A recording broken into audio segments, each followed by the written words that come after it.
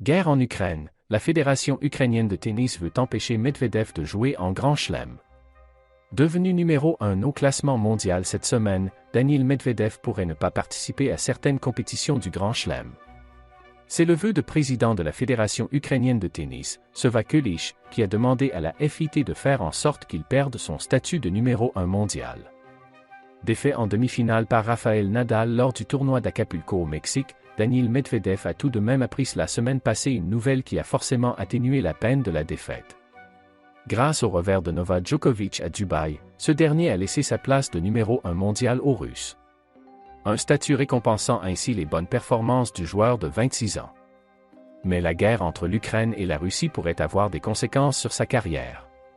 Comme relayé par Marca, le président de la Fédération ukrainienne de tennis, Sava Kulich, a demandé à la Fédération internationale de tennis de ne pas inclure le tennisman au sein des tournois du Grand Chelem. Afin qu'il ne conserve pas sa position de leader au classement mondial, nous laisserons Medvedev jouer les tournois de l'ATP Tour, mais les Grands Chelems sont des tournois ITF. Si vous ne pouvez pas les jouer, vous ne serez jamais numéro 1. Medvedev ne devrait pas jouer à Roland-Garros, Wimbledon et l'US Open. Medvedev, je demande la paix dans le monde.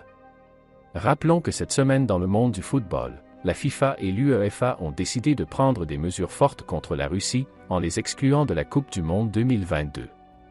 Le Spartak Moscou a également été exclu de la Ligue Europa. Autant d'éléments laissant penser que cette requête de Sava Kulich pourrait être étudiée par l'instance de tennis.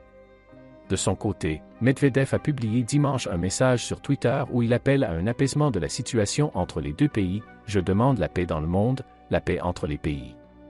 Les enfants sont nés avec une confiance innée dans le monde, ils croient beaucoup en tout, en les personnes, en amour, en matière de sécurité et de justice, dans les chances de leur vie. Soyons ensemble et montrons-leur que c'est vrai, parce que chaque enfant ne doit pas arrêter de rêver.